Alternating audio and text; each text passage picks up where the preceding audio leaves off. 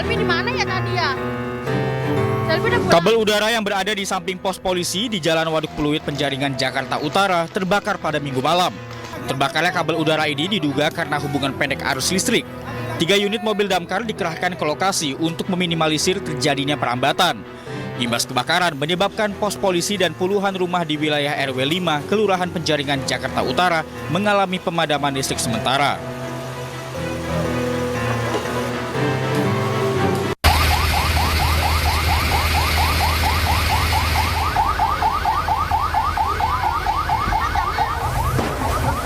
Kebakaran melanda sebuah gudang tempat penyimpanan obat batuk jenis Gondorukem di Jalan Budi Bakti, Kelurahan Noyontaan, Sarikota, Pekalongan. Kobaran api dan asap hitam yang membumbung tinggi membuat warga panik. Belum diketahui siapa pemilik gudang yang terbakar, namun ratusan drum berisi bahan mudah terbakar ditemukan di dalam gudang ini.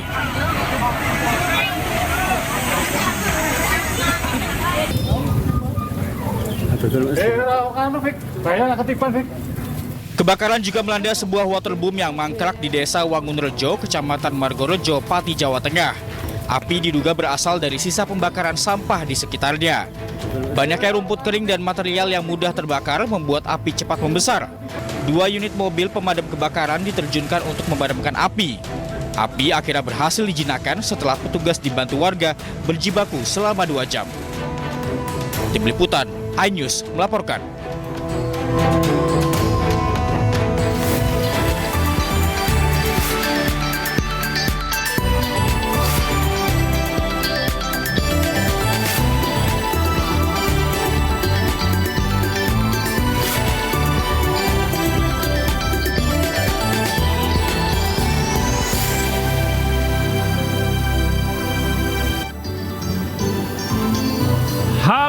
Halo, selamat pagi pemirsa, selamat datang kembali di iNews Today. Apa kabar Anda hari ini? Semoga Anda selalu sehat, selalu bersemangat, dan tentu saja selalu berbahagia. Karena kami berdua kembali hadir untuk menghadirkan beragam informasi yang tidak hanya penting, tapi juga informatif untuk Anda selama 1,5 jam ke depan. Ya, apalagi kita mengawali hari ini, hari Senin. Ya, di awal bulan September. Awal bulan September ceria. Juga ini hari yang mengawali 1 minggu ke depan. iNews Today akan menemani pemirsa. Betul. Tentunya dengan informasi-informasi yang up to date ya Gede ya. Iya, dan kita akan bahas beragam informasi penting termasuk ada temuan baru ini Lia ya. Apa itu, terkait Gede? adanya dugaan pemerasan terhadap korban mahasiswa spesialis kedokteran yang di Undip kemarin yang meninggal dunia yang ya. sempat viral karena pembulian ya Gede. Betul. Nah, kita akan bahas nanti pemirsa. Pastikan Anda terus menyaksikan iNews Today bersama saya Gede Satria dan rekan saya Aulia Wardani. Inilah iNews Today selengkapnya.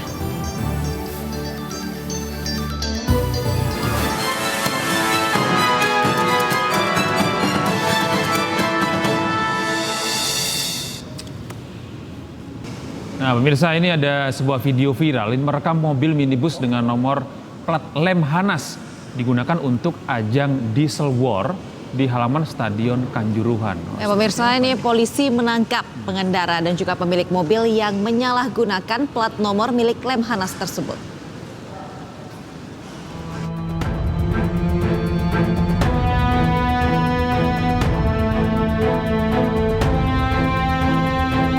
Inilah video viral yang beredar di media sosial memperlihatkan sebuah mobil berwarna hitam dengan dilengkapi lampu strobo dan digoyang-goyang oleh sejumlah pemuda di tengah iringan musik remix. Kejadian ini terjadi saat acara Merdeka Diesel War di halaman Stadion Kanjuruhan pada Minggu malam. Yang membuat viral, mobil tersebut menggunakan plat nomor Lembaga Ketahanan Nasional atau Lemhanas Republik Indonesia. Hal ini menyebabkan masyarakat mempertanyakan mengapa mobil dinas tersebut disalahgunakan untuk acara yang bukan acara kedinasan.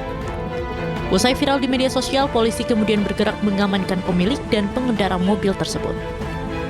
Dari hasil penyelidikan, plat nomor didapatkan berawal dari hutang piutang pemilik mobil sebelumnya. Hingga kini polisi masih menelusuri keaslian plat nomor milik Lemhanas tersebut. Motif dari pelaku menggunakan tanda nomor kendaraan bermotor yang peruntukannya untuk Lembaga Ketahanan Nasional Republik Indonesia itu untuk mendapatkan prioritas. Untuk mendapatkan prioritas sekaligus privilege ketika berkendaraan di jalan raya. Polisi mengamankan 1 unit kendaraan mobil dengan plat nomor Lemhanas, 4 buah strobo, dan 1 unit sirine. Akibat perbuatannya, kedua pelaku dijerat pasal 280 Undang-Undang Nomor 22 Tahun 2009 tentang lalu lintas dan angkutan jalan dengan ancaman pidana 2 bulan kurungan dan denda Rp500.000. Dari Kabupaten Malang, Jawa Timur, Saif Hajarani, iNews melaporkan.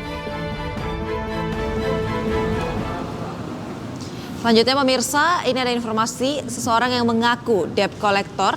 Ada 7 perampok di Purwakarta ini di Jawa Barat merampas sepeda motor korban.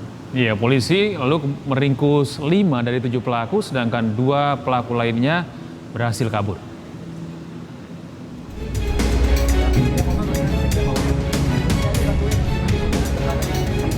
Petugas unit Jatanras Satuan Reserse dan Kriminal Satreskrim Polres Purwakarta meringkus 5 perampok yang mengaku penagih utang di tempat persembunyiannya di wilayah Purwakarta, Jawa Barat. Kelima pelaku ditangkap karena merampas motor milik warga Purwakarta di Jalan Raya Sadang, Purwakarta. Dalam aksinya, pelaku membuntuti korban dari belakang. Setibanya di TKP dengan mengaku petugas debt collector, pelaku memepet dan merampas motor korban dengan alasan motor korban menunggak pembayaran angsuran. Pelaku kabur usai merampas motor korban. Dalam 1 bulan terakhir, komplotan pelaku telah beraksi di 3 lokasi di wilayah Purwakarta. Terjadi pada saat korban sedang dalam perjalanan mengendarai kendaraan sepeda motor diikuti oleh para pelaku. Kemudian di TKP tiba-tiba korban diberhentikan dengan paksa oleh para pelaku dengan berdalih bahwa kendaraan milik korban menunggak angsuran. Namun faktanya kendaraan tersebut tidak memiliki angsuran atau cicilan ke leasing manapun. Kemudian motor korban diambil secara paksa oleh para pelaku. Kemudian pelaku langsung meninggalkan korban tersebut. Untuk mempertanggungjawabkan perbuatannya, pelaku dijerat pasal 365 KUHP tentang pencurian dengan kekerasan dengan ancaman hukuman 9 tahun penjara. Dari Purwakarta, Jawa Barat, Irwan, iNews melaporkan. Pelaku penembakan mahasiswa di kantor Bawaslu Lampung ditangkap polisi. Ya, selain menyita barang bukti senjata api dari pelaku, polisi juga menyita puluhan paket narkoba. Nakal. KLT, pelaku penembakan mahasiswa di kantor Bawaslu Lampung, ditangkap polisi di sebuah penginapan di Desa Rangai, Lampung Selatan. Saat ditangkap, polisi menemukan senjata api jenis airsoft gun beserta proyektil peluru jenis Gotri.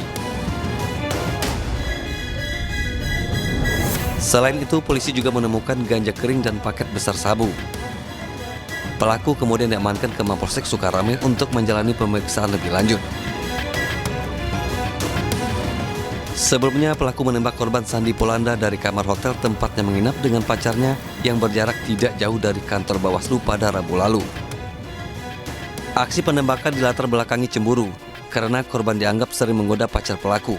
Pelaku menembak 2 kali hingga menyebabkan korban luka di bagian tangan. Bahwa ada kontak pelaku dengan teman wanita. Ada kontak korban dengan teman wanita pelaku, ya, sehingga menimbulkan kecemburuan, maka yang bersangkutan melakukan penembakan dengan pistol shotgun dan 1 peluru mengenai lengan dari korban. Akibat perbuatannya, pelaku terancam 20 tahun penjara. Dari Bandar Lampung, Andreas Apandi, iNews melaporkan.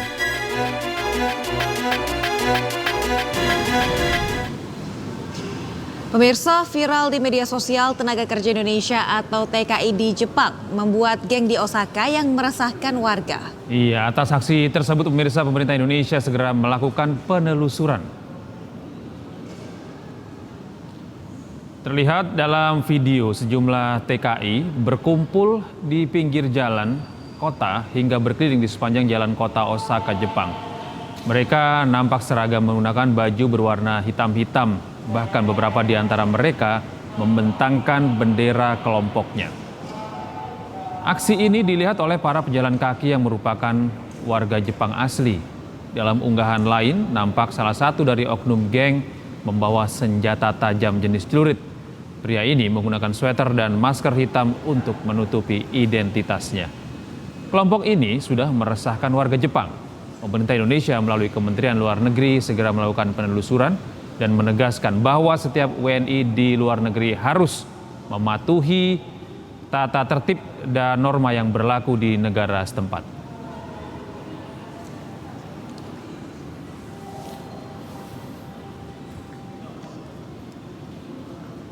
Iya, niatnya datang ke negeri orang kan untuk mengais rezeki gitu kan, demi keluarga yang ada di rumah. Tapi kalau ada aktivitas-aktivitas yang dinilai merugikan, apalagi merugikan warga Jepang asli, begitu ya, iya. ini seharusnya harus disadari secara penuh oleh warga Indonesia yang ada di sana. Benar, jangan sampai Ya. bikin malu Betul. warga Indonesia lain yang niatnya ke Jepang untuk mungkin sekolah atau Ya. bekerja dengan niat baik, tapi jadi tercap buruk karena sekelompok geng oknum ya, kita oknum tidak tahu TKI, geng ya. apa ini yang gede. Betul. Nah ini sebenarnya kalau saya melihat ini harus ada pendekatan persuasif ya yang dilakukan oleh KBRI Indonesia yang ada di Jepang untuk memberikan pengarahan bahwa diingatkan kembali bahwa mereka di sana itu apa tujuannya. Iya.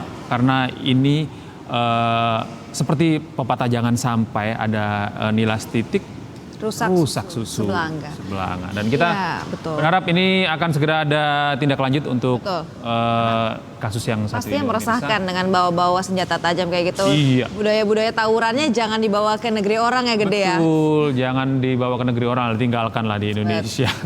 Dan ini kita beralih ke informasi berikutnya, pemirsa. Hendak menyelundupkan hewan primata langka, seorang warga negara Mesir ditangkap petugas Bea Cukai Bandara Soekarno-Hatta. Ya, pelaku ini rencananya akan menjual hewan tersebut di pasar negara-negara Timur Tengah dan juga Afrika.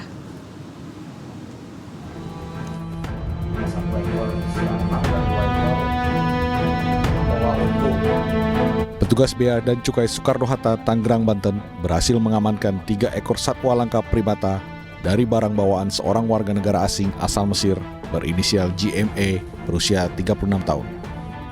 Pengungkapan bermula saat petugas Bea Cukai mencurigai koper bawaan pelaku yang menumpang pesawat Emirates rute Jakarta-Dubai.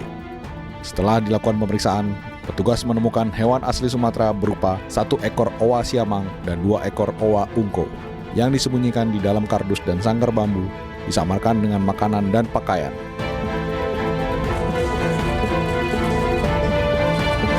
Dari keterangan pelaku, hewan tersebut didapat dari penyedia satwa langka di Indonesia.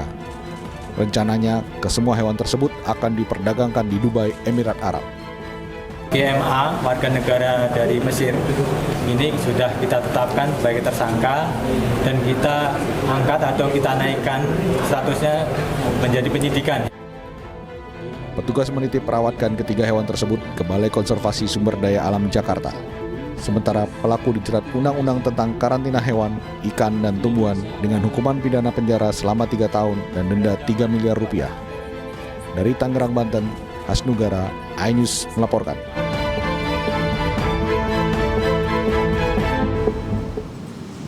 Pemirsa, 2 pegawai rumah sakit ribut gara-gara sewa rental mobil dinas yang akan digunakan dokter. Ya, jangan kemana pemirsa, karena iNews Studio akan segera kembali dengan informasi lengkapnya sesaat lagi.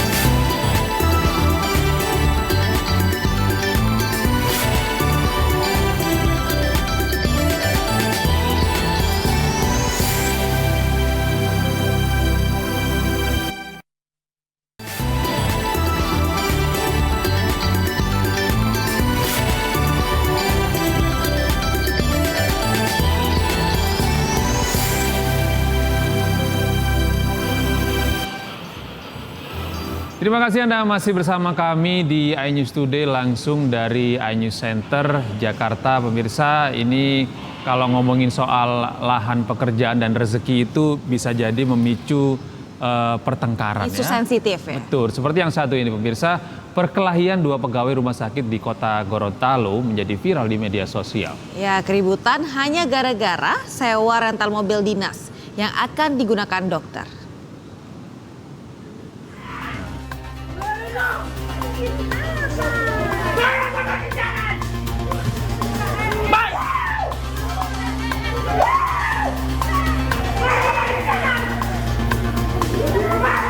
Inilah rekaman video amatir saat sesama staf di Rumah Sakit Aloe Sabu, Kota Gorontalo terlibat keributan hingga viral di media sosial.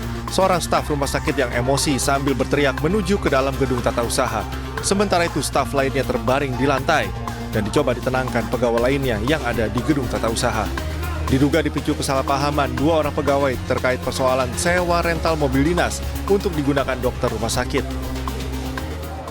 Kesalahpahaman antar pegawai, ada dua orang pegawai laki-laki yang berselisih paham, kemudian terjadi insiden. Kejadiannya di gedung tata usaha, jadi bukan di ruang pelayanan kesehatan. Meski telah diselesaikan secara internal, pihak rumah sakit menyayangkan atas keributan yang terjadi. Dari Gorontalo, Nur Faizila Hasan, iNews melaporkan.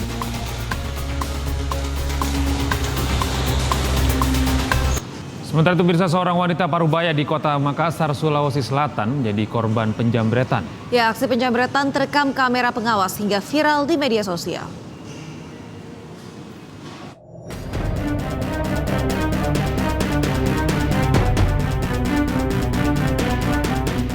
Rekaman CCTV memperlihatkan seorang wanita parubaya dijamret di sebuah gang di Jalan Todopuli 6 Setapak 6, Kecamatan Manggala, Kota Makassar, Sulawesi Selatan. Saat melintas di sebuah gang, pelaku yang mengendarai sepeda motor datang dari arah belakang. Usai mendahului korban, pelaku kemudian berbalik memutar kendaraannya dan langsung menarik dompet korban kemudian melarikan diri. Korban sempat berusaha mengejar pelaku namun tidak berhasil.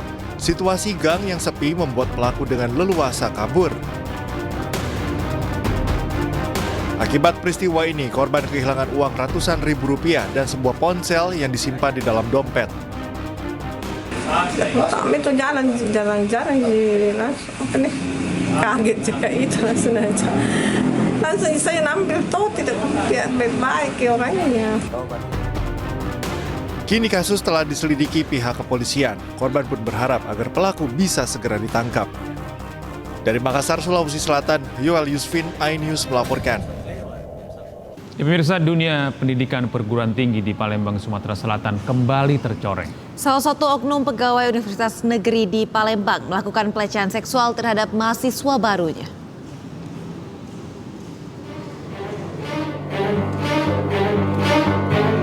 KM 49 tahun, salah satu pegawai Biro Akademi dan Kemahasiswaan salah satu universitas di Palembang ditetapkan sebagai tersangka kasus pencabulan. Pria beristri dan telah mempunyai anak itu melakukan pelecehan seksual terhadap sesama jenis. Korban berinisial AF, 17 tahun, yang merupakan mahasiswa baru di universitas tempat tersangka bekerja.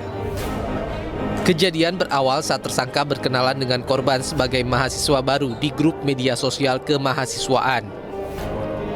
Dari perkenalan berlanjut hingga tersangka ingin datang ke rumah kos korban. Saat tersangka datang ke rumah kos korban, tersangka melakukan pelecehan seksual kepada mahasiswa baru tersebut. Selang beberapa hari, kemudian tersangka datang kembali ke rumah kos korban dan kembali melecehkan korban. Namun teman korban yang sebelumnya disuruh datang ke rumah kos langsung merekam insiden pencabulan tersebut. Pada saat itu ada saksi-saksi yang melihat yang memang diminta oleh korban. Ya, teman-temannya diminta untuk menyaksikan dari jendela sebelah terlihat, dan juga ada video yang video tersebut memperlihatkan di mana si pelaku mencium-ciumi leher korban. Ini menjadi alat bukti kita, keterangan saksi, kemudian dengan video tersebut juga. Atas perbuatannya, tersangka terancam hukuman minimal 5 tahun dan maksimal 15 tahun penjara. Dari Palembang, Sumatera Selatan, Firdaus, iNews melaporkan. Pemirsa, 3 pasangan bakal calon pemimpin Jakarta akan bersaing memperebutkan kursi gubernur dan wakil gubernur. Nah, berapa sih sebenarnya gaji gubernur dan juga wakil gubernur? Jangan kemana-mana, tetap di iNews Today karena iNews Today akan segera kembali.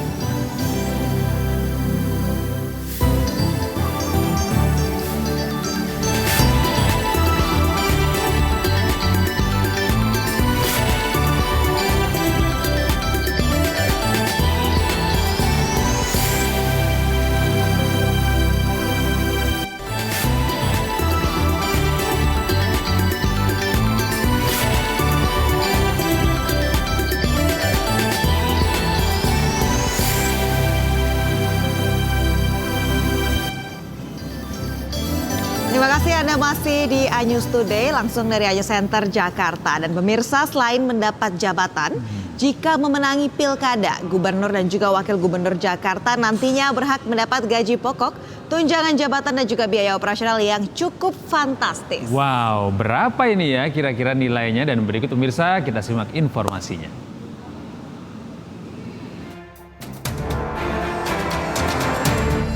Berdasarkan peraturan pemerintah tentang hak keuangan administrasi kepala daerah dan wakil kepala daerah, gaji pokok gubernur se-Indonesia ditetapkan sebesar 3 juta rupiah per bulan. Selain gaji pokok, gubernur juga berhak mendapat tunjangan jabatan 5,4 juta rupiah per bulan. Sementara itu, wakil gubernur mengantongi gaji pokok 2,4 juta rupiah per bulan. Selain itu, tunjangan jabatannya sebesar 4,32 juta rupiah per bulan. Untuk gaji pokok dan tunjangan jabatan ini memang terkesan kecil. Namun, gubernur dan wakil gubernur juga berhak mendapat biaya operasional. Mari kita simak biaya operasional yang bisa diterima oleh gubernur dan wakil gubernur Jakarta yang cukup fantastis. Biaya operasional ini berasal dari sebagian pendapatan asli daerah atau PAD. Untuk Jakarta, yang realisasi PAD-nya mencapai 71 triliun rupiah per tahun, maka setiap gubernur bisa mendapat sekitar 106,5 miliar rupiah per tahun atau sekitar 8,87 miliar rupiah per bulan.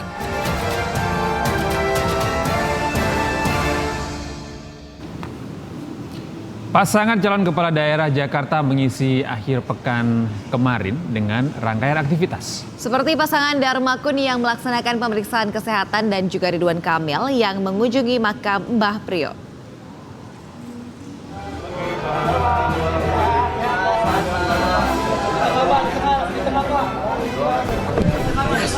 Calon gubernur dan calon wakil gubernur DKI Jakarta, Dharma Pangrekun dan Kun Wardana menjalani tes kesehatan di RSUD Tarakan, Jakarta Pusat. Pemeriksaan berlangsung selama 11 jam pada akhir pekan kemarin. Tes kesehatan ini menjadi bagian dari syarat untuk mengikuti Pilgub 2024. Dharma dan Kun mengaku tidak memiliki persiapan khusus untuk mengikuti tes kesehatan. Atas doanya kami telah selesai melaksanakan tes dari jam 7 sampai jam 18 sore petang hari ini. Semua boleh kami jalani berkat kuasa dan ridho daripada Tuhan Yang Maha Kuasa. Dan selama tes tidak ada hambatan yang berarti, kami bisa lalui semua satu persatu dan kami berdua mengucapkan terima kasih banyak atas segala support dan dukungannya. Bakal calon gubernur DKI Jakarta Ridwan Kamil mengisi akhir pekan dengan mengunjungi makam Mbah Priok di Jakarta Utara. Kunjungan ini untuk memperkenalkan diri pada para ulama dan warga sekitar.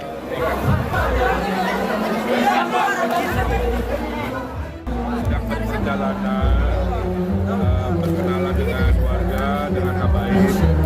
Insya Allah kalau kodarullah ada untuk mencintai keumatan seperti yang saya sudah tunjukkan, mencintai ulama.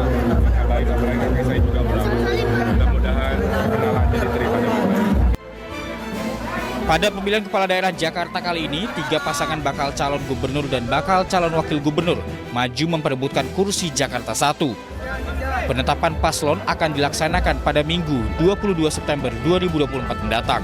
Tim Liputan iNews melaporkan. Pemirsa, pasangan bakal calon gubernur dan wakil gubernur Jakarta, Pramono Anung dan juga Rano Karno tak sengaja bertemu dengan mantan gubernur DKI Jakarta Anies Baswedan saat acara Car Free Day di kawasan Senayan, Jakarta Pusat. Iya, dan ketiganya pun sempat berbincang-bincang hangat dalam kesempatan itu.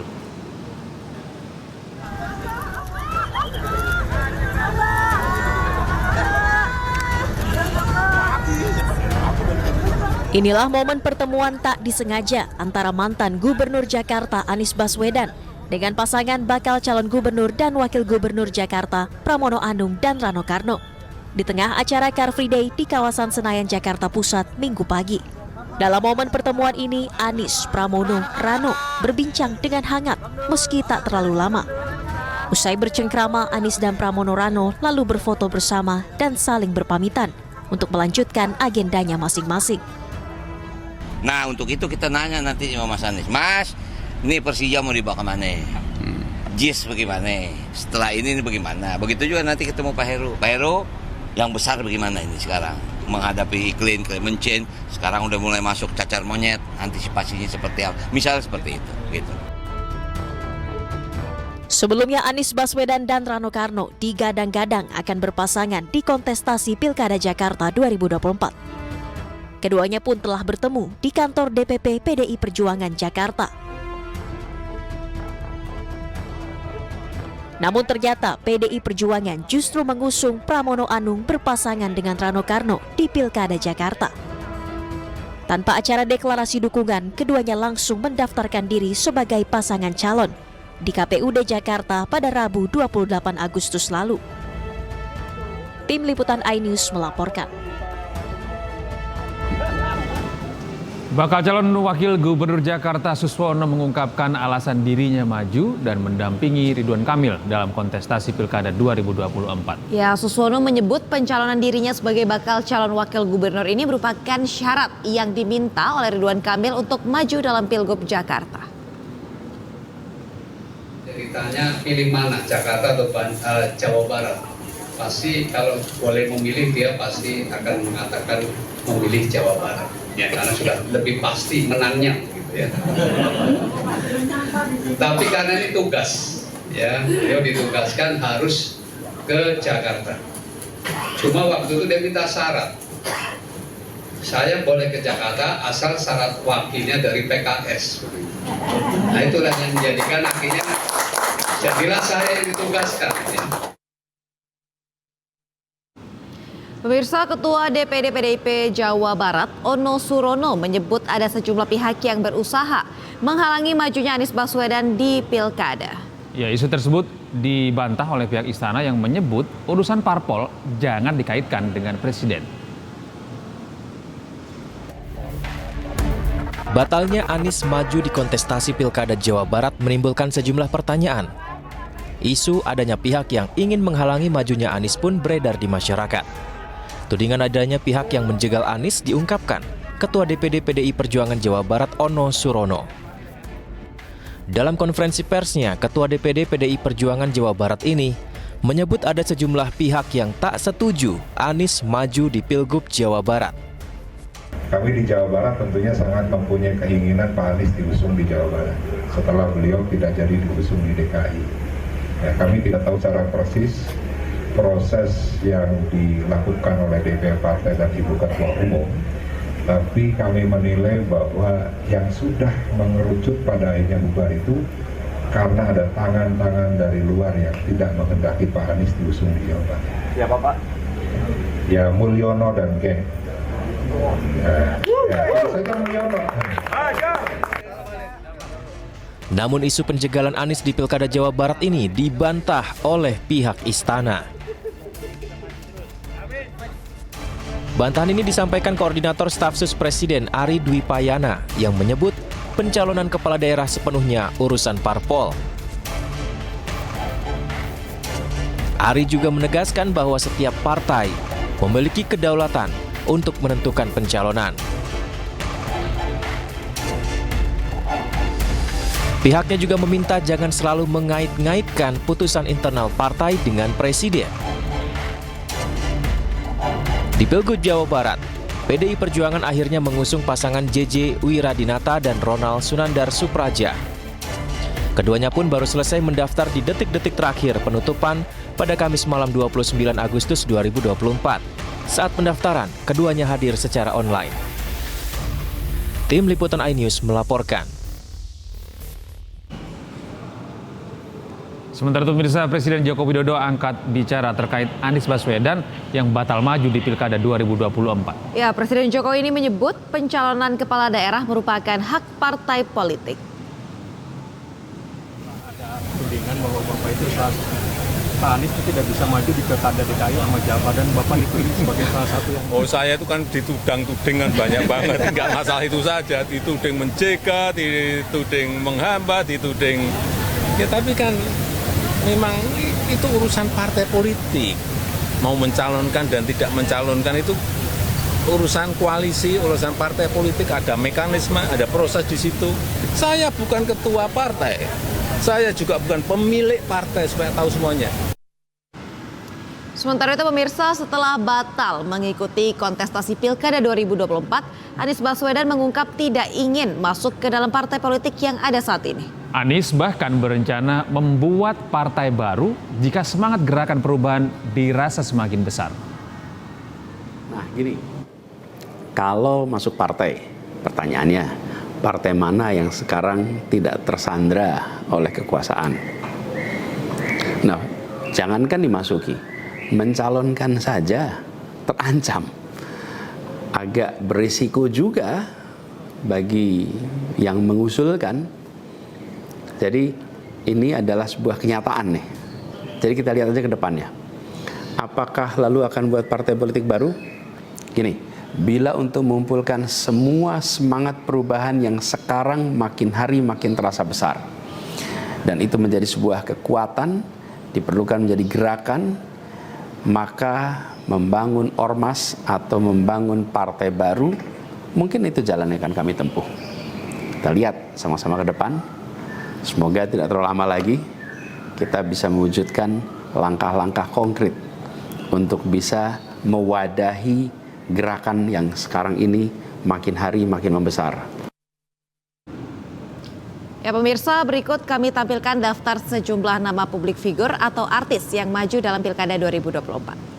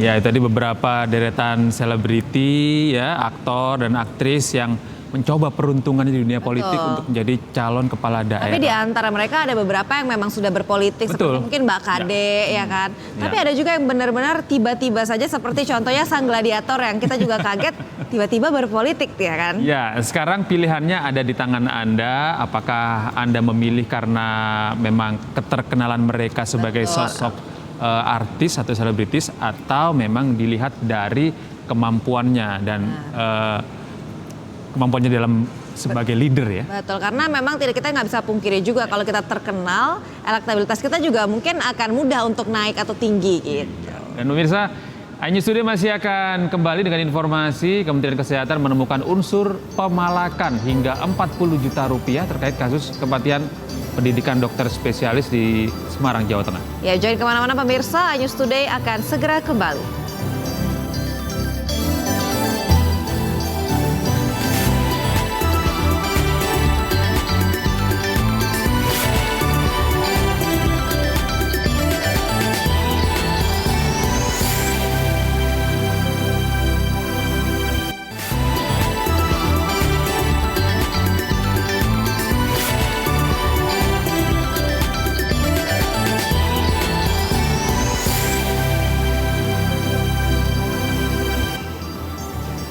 Terima kasih Anda masih bersama kami di iNews Today langsung dari iNews Center Jakarta. Pemirsa, Kementerian Kesehatan mengungkap adanya dugaan pemalakan dalam kasus perundungan berujung kematian dari Dr. Aulia Risma Lestari, dokter PPDS Anestesi Universitas Diponegoro. Ya, permintaan uang sebesar 20 hingga 40 juta rupiah per bulan.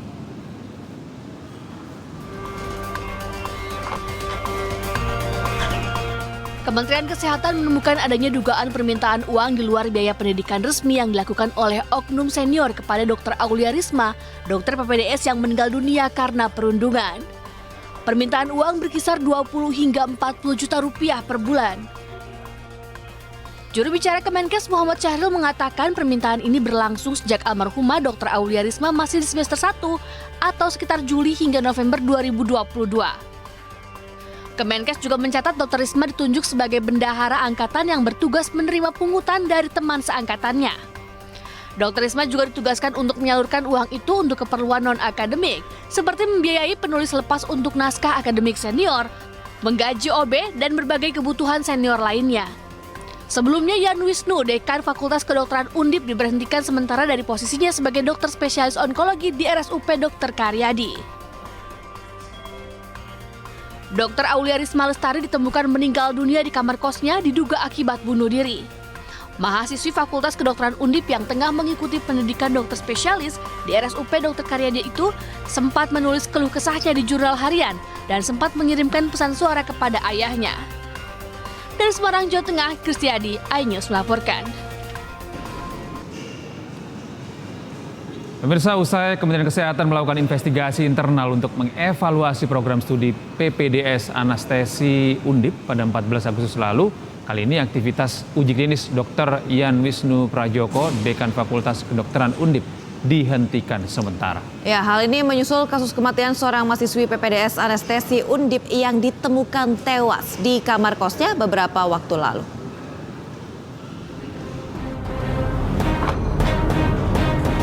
Penghentian sementara aktivitas uji klinis dokter spesialis onkologi Yan Wisnu Prajoko yang merupakan Dekan Fakultas Kedokteran Undip di RSUP Dr. Karyadi Semarang tertuang dalam surat tertanggal 28 Agustus 2024. Penghentian uji klinis Dr. Yan Wisnu Prajoko menindaklanjuti surat Ditjen Pelayanan Kesehatan berkaitan dengan kasus perundungan pada mahasiswi PPDS.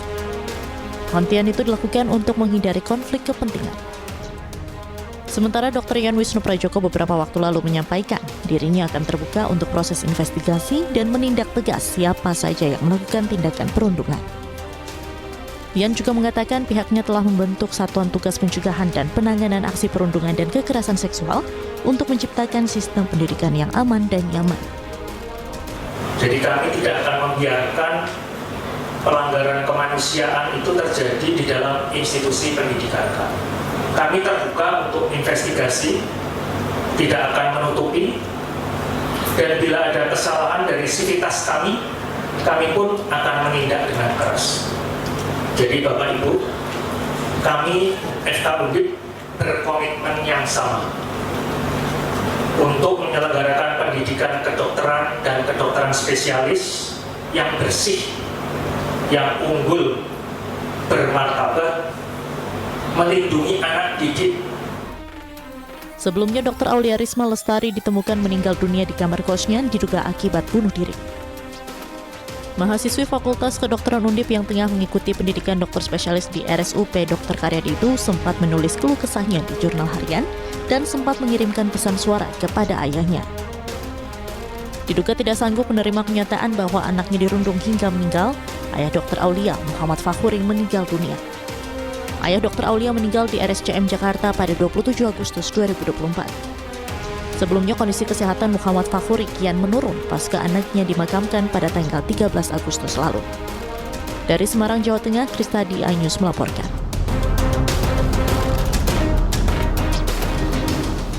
Iya, ini kalau kita pernah mendengar begitu ya, bahwa salah satu kesedihan terdalam manusia itu adalah ketika orang tua kehilangan anaknya. Nah, ini bisa dipahami bagaimana orang tua, berdukanya ayahnya dari korban ini pada akhirnya turut meninggal dunia karena kesedihan yang begitu mendalam atas kehilangan putrinya. Pasti ya. Dan memang pemirsa, ini pesan suara dari almarhumah Dr. Aulia Risma, dokter PPDS yang meninggal ini diduga karena perundungan viral di media sosial. Ya, dan gede ini dari rekamannya terdengar suara pilu dan juga curahan hati dari seorang anak yang tengah mengadu kepada ayahnya. Enggak, Pak. Tiap aku bangun tidur tuh, Pak, badannya sakit semua, Pak. Punggungnya sakit, Pak. Bangun harus pelan-pelan. Kalau nggak pelan-pelan nggak bisa bangun. Aku aja tadi mau minum tuh susah. Di Bangsalang minumnya pada habis kan. So, aku akhirnya minta tolong CS. Aku kasih uang 50.000. Aku minta nitip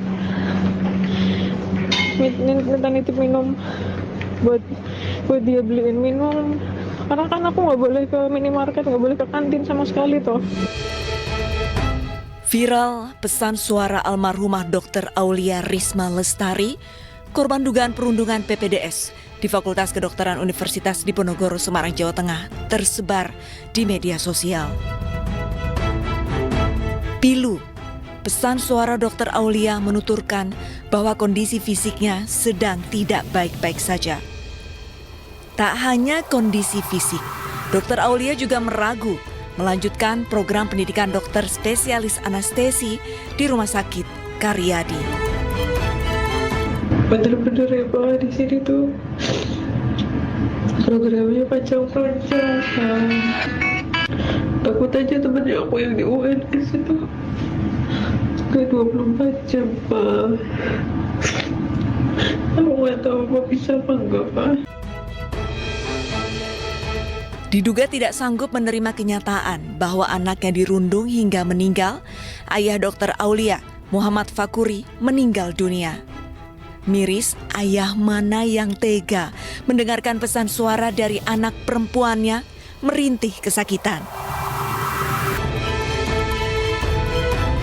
Ayah Dr. Aulia meninggal di RSCM Jakarta pada tanggal 27 Agustus 2024. Kondisi kesehatan Muhammad Fakhuri kian menurun pasca anaknya dimakamkan pada tanggal 13 Agustus silam.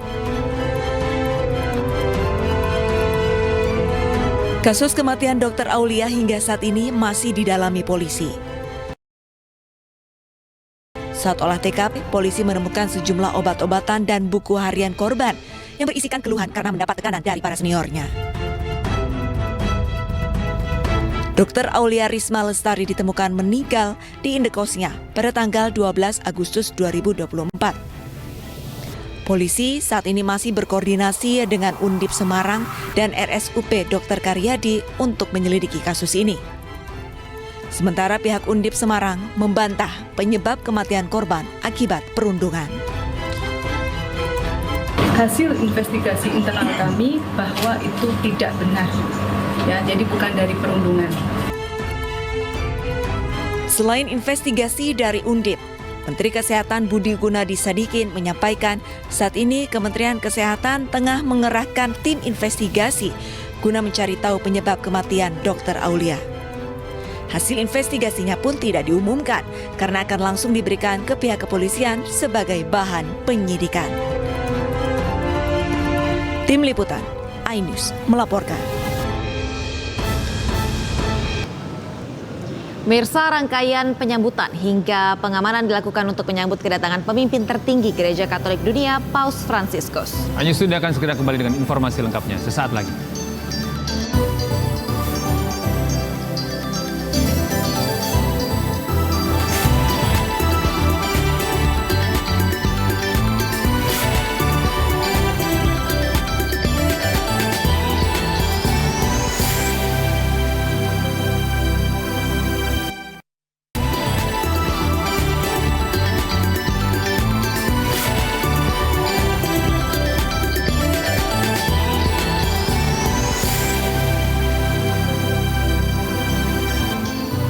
Masih bersama kami di iNews Today langsung dari iNews Center Jakarta. Pemirsa, Paus Fransiskus akan mengunjungi Jakarta pada 3 hingga 6 September mendatang untuk memperkuat tali persaudaraan antar umat beragama. Ya, selain akan bertemu Presiden Joko Widodo, Paus Fransiskus juga akan mengunjungi Masjid Istiqlal.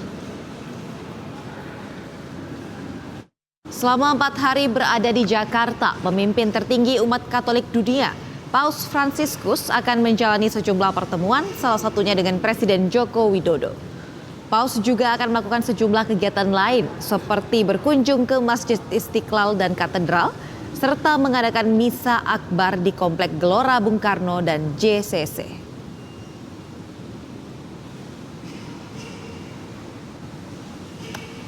Mengenai acara di Gelora Bung Karno, kami berusaha itu serapi mungkin.